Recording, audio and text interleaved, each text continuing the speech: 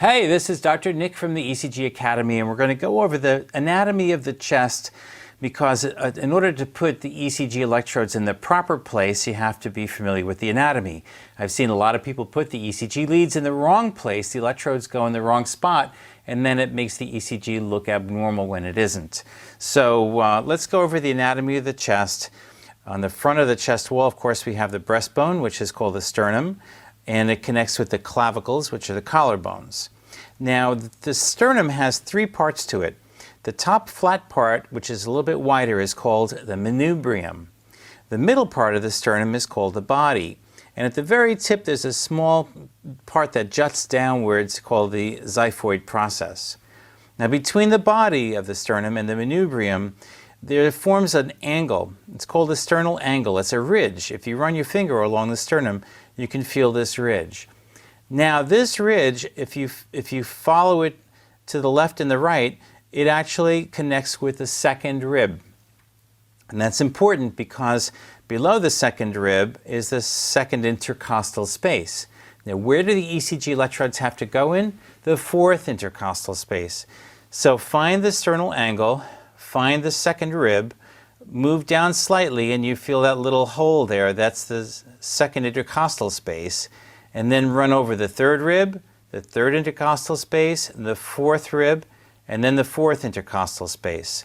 So if you find the fourth intercostal space, that's where V1 and V2 go. Now V1 should go on the right side of the sternum, where the sternum meets the rib, right in that fourth intercostal space, right about here. And V2 needs to go on the left sternal border at that fourth intercostal space. Okay? So that's very important. The next place to look for is V4, because V3 is going to be midway between V2 and V4. V4 is supposed to be in the mid-clavicular line. So find the clavicle, find the middle of the clavicle, and run down. And it's supposed to be not in the fourth intercostal space, but the fifth intercostal space. So V4 goes right here. Now V3 will wind up going halfway between V2 and V4. And then V5, if you follow this space out, go more or less horizontally, the anterior axillary line, which is the furthest to the front of the side of the chest wall, that's where V5 should go, the anterior axillary line. And then V6 goes in the mid-axillary line, which is all the way on the side.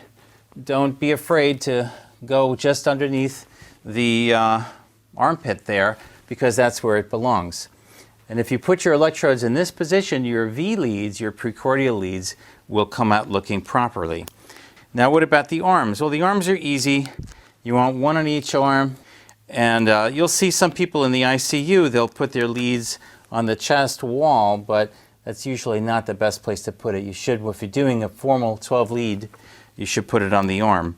And then the leg electrode should go on the legs, somewhere down on the calves or the thighs. Depends on what kind of access you have to the patient. And so that's where they belong. And I'm going to show you some pictures of where not to put them in just a moment.